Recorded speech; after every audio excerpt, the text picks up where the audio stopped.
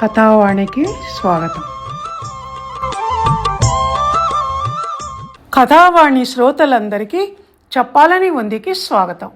ఈనాటి టాపిక్ వేమన. ఉపోద్ఘాతం అవసరం లేని సబ్జెక్ట్ కనుక డైరెక్ట్గా విషయంలోకి వెళ్ళిపోదాం. వేమన 15వ శతాబ్దికి చెందినవాడు. కోమటి వేమారెడ్డి రాజుల వంశీయుడు. కాపురెడ్డి కులము కనుక వేమారెడ్డిగా పిలువబడ్డాడు. వేమన ఊరు ఉనికిని తెలిపే పద్యం ఒకటి ఆయన రచనలోనే ఉంది. ఊరు కొండవీడు, ఉనికి పశ్చిమ వీధి, మూగచింతపల్లె, మొదటి ఇల్లు, ఎడ్డెరెడ్డి కులమదేమని తెలుపుదు, విశ్వదాభిరామ వినురవేమ అంటూ అడ్రస్ మొత్తం తానే చెప్పేశాడు. ఇంకా వేమన మతము వీరశైవము.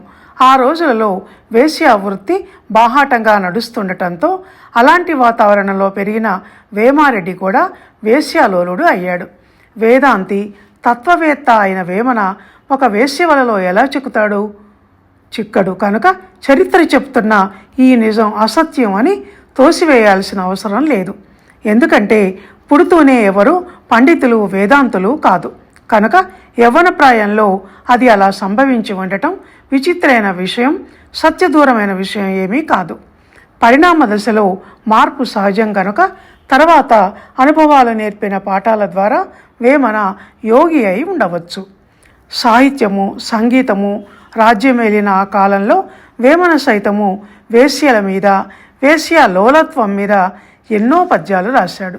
ఆ తర్వాత వేశ్యల కారణంగా ఎంతో ధనాన్ని కోల్పోయాడు. పెళ్లి చేస్తేనన్నా బాగుపడతాడని తల్లిదండ్రులు పెళ్లి చేశారు. కానీ పురుషాధిక్యత రాజ్యమేలిన ఆ కాలంలో మాట వినని యాలు మగనికి మరణాలు అనుకుంటూ వేమన సైతం ఆమెను లక్ష్య పెట్టలేదు. దాంతో ఆమె ప్రతిఘటించింది. ధనం పోవటం, ఇంట్లో పోరు ఎక్కువైపోవటంతో వేమన మనస్తాపానికి గురై విరాగిగా మారిపోయాడు. మరో సుప్రసిద్ధమైన కథ ఏమిటంటే, రాజైన అనవేమారెడ్డి తమ్ముడైన ఈ వేమారెడ్డి వేశ్యాలోలుడై ఉండగా ఒక వేశ్య రాణిగారైన వేమన వదిలిగారు పెట్టుకునే నగలను ధరించాలనే కోరికతో అవి తెమ్మని కోరుతుంది. వేమన కోరినట్టే వేమన వదిన నరసాంబ ఒక్క ముక్కెర తప్ప అన్నీ తీసి ఇస్తుంది. ఆ ముక్కెర కూడా కావాలని వేశ్య అడగటంతో వేమన తిరిగి వదిన దగ్గరకు వెళ్ళి అడుగుతాడు. పుత్ర సమానుడైన మరిదికి జ్ఞానోదయం కలగాలన్న ఉద్దేశంతో తను నగ్నంగా వచ్చి ఈ ముక్కెర నీ దగ్గర నుంచి తీసుకుంటే ఇస్తానని షరతు పెడుతుంది. అలాగేనని ఆ వేశ్య వచ్చి నగ్నంగా వేమారెడ్డి ముందు నిలుచుంటుంది. బట్టలు లేని ఆమె శరీరాన్ని చూసిన వేమనలో ఈ శరీరం ఒక తోలు తిత్తి, ఈ యవ్వనం అశాశ్వతం అన్న వైరాగ్య భావనలు వచ్చి చేరతాయి. దాంతో అప్పటి నుంచి యోగిగా మారి ఈ లోకానికి జ్ఞానబోధ చేస్తాడు. వేమన శతక పద్యాలలో విశ్వదాభిరామ వినురవేమ అన్న మకుటం ప్రతి పద్యంలో ఆవృతం అవుతుంది కదా, అంటే రిపీట్ అవుతుంది కదా. కనుక విశ్వదాభిరామ ఎవరో తెలుసుకుందాం. అభిరామయ్య ఒక కంసాలి. వేమన వదిన గారి నగలన్నీ ఆయనే తయారు చేసేవాడు. ఆ అభిరామయ్య రోజు ఒక కొండ గుహలోని శివయోగిని సేవించి వస్తుండటం చూసి ఆ మర్నాడు మంత్రోపదేశం చేస్తానని అనటంతో ఆ మాటలు విన్న వేమారెడ్డి అభిరామయ్యను ఇంట్లో బంధించి తను ఆ యోగి దగ్గరికి వెళ్తాడు. ఆ యోగి వేమనకు మంత్రోపదేశం చేసి నాలుక మీద బీజాక్షరాలు రాస్తాడు. తర్వాత తన చర్యకు పశ్చాత్తాపడిన వేమన క్షమించమని అభిరామయ్యను వేడుకొని పరిహారంగా తను రచించే పద్యాలలో మకుటంగా అతని పేరును చేరుస్తానని చెప్తాడు.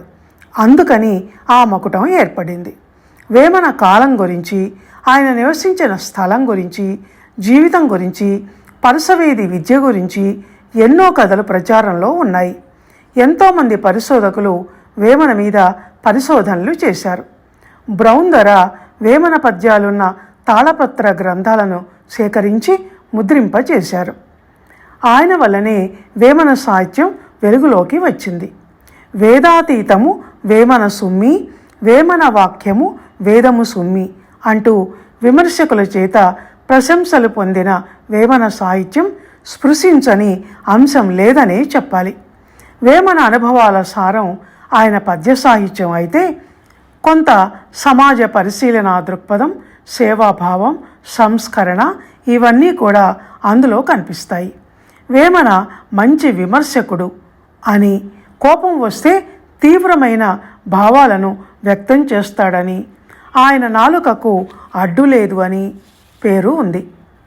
దయలేని పుత్రులను గురించి, తల్లిదండ్రుల మీద దయలేని పుత్రుండు పుట్టనేమి వాడు గిట్టనేమి, పుట్టలోని చెదలు పుట్టవా గిట్టవా, విశ్వదాభిరామ వినురవేమ అని తీవ్రంగా నిరసించాడు వేమన.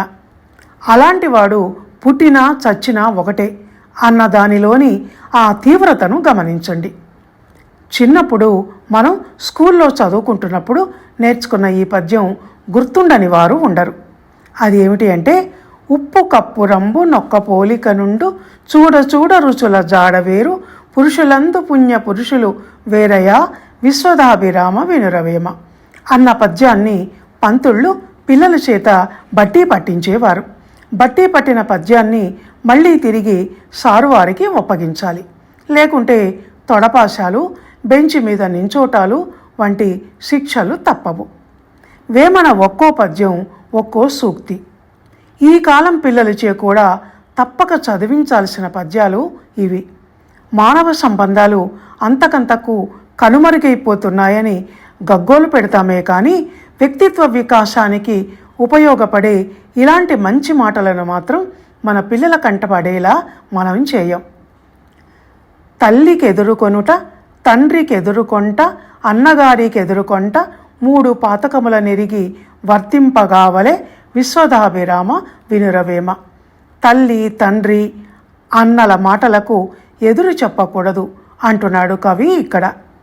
పదుగురాడు మాట పాడి అయి ధర చెల్లు, ఒక్కరాడు మాట ఎక్కదెందు, ఊరకుండు వానికి ఊరెల్ల నోపదు, విశ్వదాభిరామ వినురవేమ. పట్టు పట్టరాదు, పట్టి విడువరాదు, పట్టెనేని బిగియ పట్టవలయు, పట్టు విడుచుట కన్నా పడి చచ్చుటే మేలు, విశ్వదాభిరామ వినురవేమ. మనిషి పట్టుదలగా ఉండాలి తను చేసే పనుల మీద అని చెప్తున్నాడు వేమన. హింస చేయవద్దు అని చెప్పే సందర్భంలో జీవాత్మ పరమాత్మ ఒక్కటే, జీవిని చంపితే శివుని చంపినట్టే అంటాడు ఈ క్రింది పద్యంలో.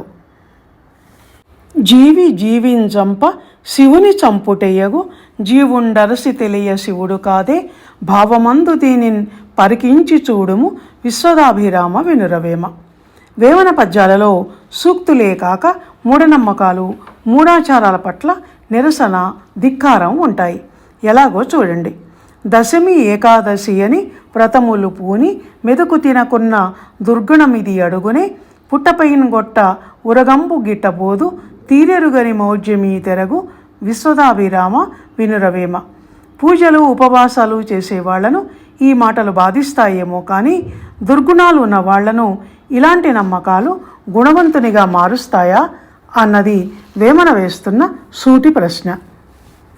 వాన రాకడా ప్రాణంబు పోకడా, కానన్బడదు కాలకర్మవశతన్, కానన్బడిన మీద కలి ఇట్లు నడుచున, విశ్వదాభిరామ వినురవేమ.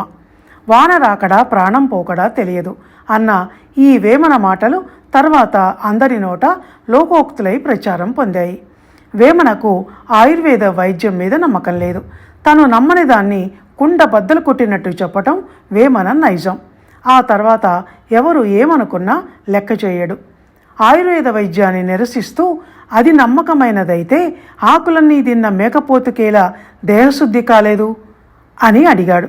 జనం వెర్రిపోకడలకు పోతారు అని కూడా అన్నాడు. తాను దిగంబరంగా తిరిగి ఎవరూ బట్టలను కట్టుకోవద్దని అన్నట్టు చెప్పటం వేమనకే చెల్లింది.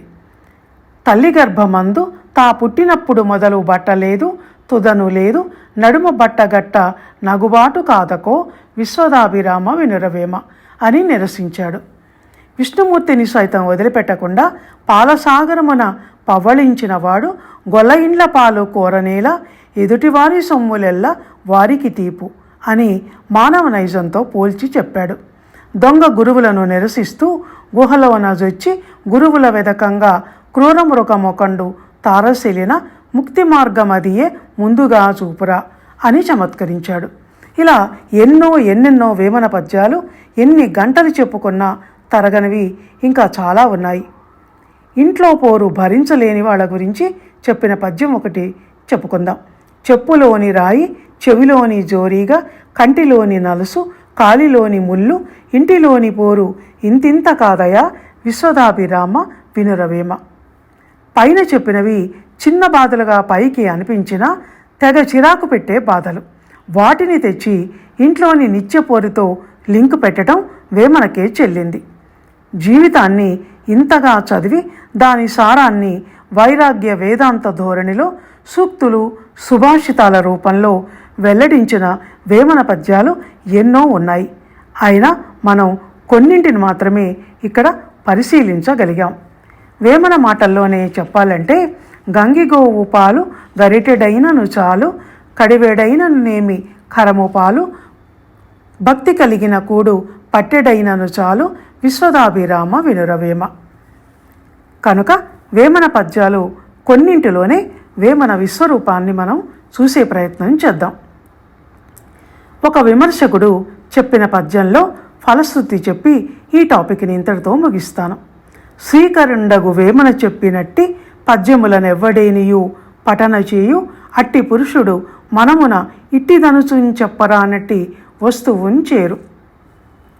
కనుక మనం కూడా అన్నీ కాకపోయినా కొన్ని పద్యాలనైనా ఈరోజు మననం చేసుకున్నాం గనక మనకు కూడా అలాంటి ఫలితమే లభిస్తుందని ఆశిద్దాం. ధన్యవాదాలు.